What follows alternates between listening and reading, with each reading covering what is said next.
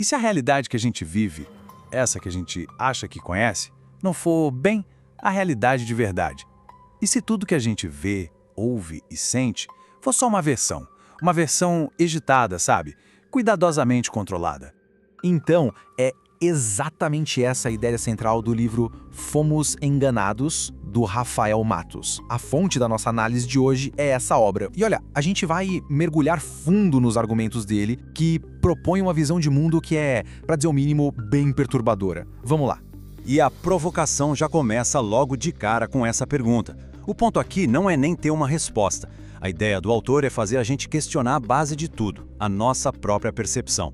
Pensa bem, aquilo que a gente chama de real é uma experiência nossa, direta, ou é algo que foi apresentado pra gente? E aí a gente entra no primeiro grande conceito do livro, a mentira invisível. Mas esquece aquela ideia de um segredo de Estado, uma conspiração de filme. É algo muito, mas muito mais profundo. Pensa num sistema que funciona como um filtro gigante, que edita, que limpa a realidade antes que ela sequer chegue até nós. Essa frase aqui, ela é basicamente o coração de toda a tese. A ideia é que a verdade mesmo, não vai só, ajustar um pouco a nossa visão. Não, ela vai implodir o cenário todo. O mundo que a gente acreditava ser real, a narrativa que contam pra gente, segundo o livro, não se sustenta porque é verdade. Ela se sustenta porque é conveniente, é funcional pra quem controla. Tá, mas como é que uma ilusão desse tamanho se mantém de pé? O livro aponta para 3 pilares, 3 mecanismos. O primeiro, a verdade não é escondida, trancada a 7 chaves. Pelo contrário, ela é afogada. É tanto barulho, tanta informação confusa, que fica impossível achar o sinal no meio do ruído. Segundo, existe um controle do que é uma pergunta aceitável e do que é perigoso questionar. E o terceiro, que talvez seja o mais sutil de todos, é que a gente é condicionado desde sempre a duvidar da nossa própria intuição, a desconfiar do que a gente sente. Ok. Então, se a gente parte do princípio que a realidade é uma construção, a pergunta que vem logo em seguida é óbvia, né? Quem são os construtores? Bom, o livro dá um nome para eles: os arquitetos da realidade.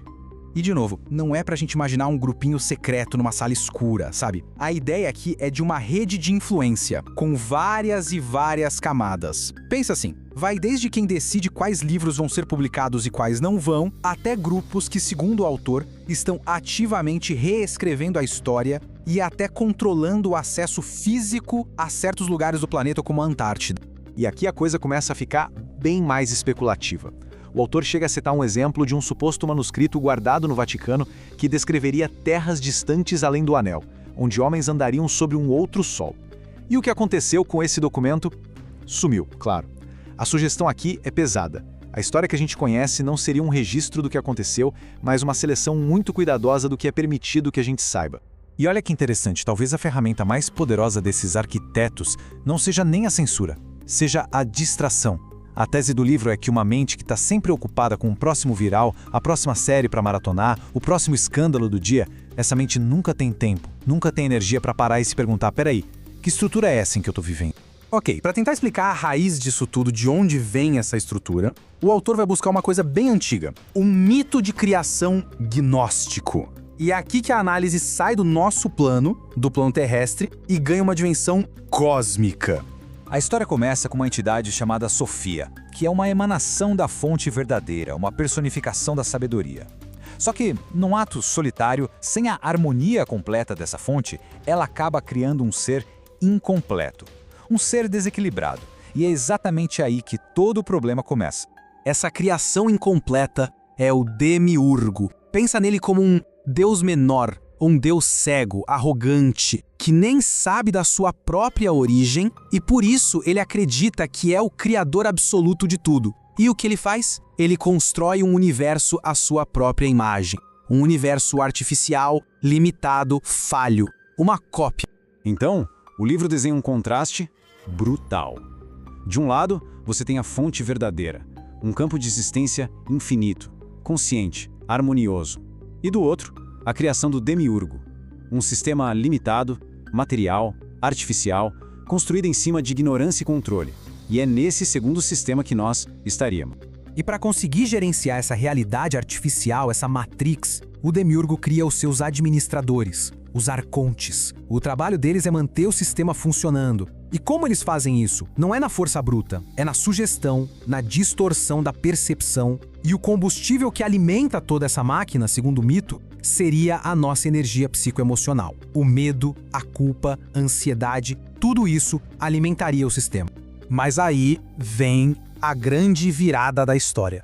Segundo essa visão, nós não somos filhos do Demiurgo. Nós não somos criações de sistema falho. Nós seríamos fragmentos da própria Sofia, faíscas da sabedoria original que ficaram presas aqui dentro. Sabe aquele sentimento que muita gente tem de que tem alguma coisa errada com o mundo? Aquela saudade de um lugar que a gente nem sabe qual é? Pois é, segundo o mito, isso seria a memória da nossa verdadeira origem.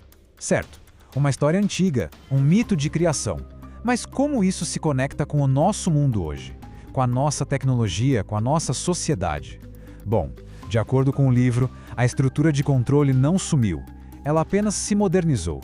A ideia é que os arcontes não desapareceram, eles evoluíram. Agora eles operam através dos nossos sistemas modernos. Aquela antiga prisão espiritual foi, digamos, traduzida para a linguagem da tecnologia, da economia, da cultura pop. O livro, então, identifica 3 grandes impérios que atuariam como esses arcontes modernos. O império farmacêutico, com domínio sobre o corpo, o império alimentar, que mexe com a nossa biologia e até com o nosso humor, e o terceiro, talvez o mais poderoso e sutil de todos, o algoritmo, que domina a nossa percepção. O algoritmo é um novo demiurgo. A afirmação é pesada. A ideia aqui é que o algoritmo deixou de ser só uma ferramenta. Ele se tornou o novo criador de mundos. Uma máquina que constrói realidades individuais feitas sob medida para cada um. E o loop de controle desse novo demiurgo é assustadoramente simples e eficaz. Funciona em 3 passos. Primeiro, ele captura a nossa atenção. Ele prende o nosso foco. Segundo, ele usa os nossos dados para prever o nosso comportamento. E terceiro, ele devolve para a gente um conteúdo super selecionado que vai moldando as nossas crenças e, aos poucos, criando uma nova identidade programada. Ok, então, diante de um sistema de controle que parece ser tão completo, tão abrangente, qual seria a saída?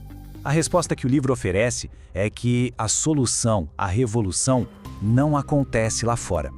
A verdadeira liberdade, segundo essa visão, não é sobre lutar contra o sistema de frente, de peito aberto. É sobre se retirar da frequência dele. É como mudar a estação do rádio, sair da sintonia do medo, do consumo sem fim, da distração constante. É uma rebelião, sim, mas uma rebelião silenciosa, interna. E esse despertar, ele acontece no momento em que uma pessoa decide voltar a confiar na própria percepção.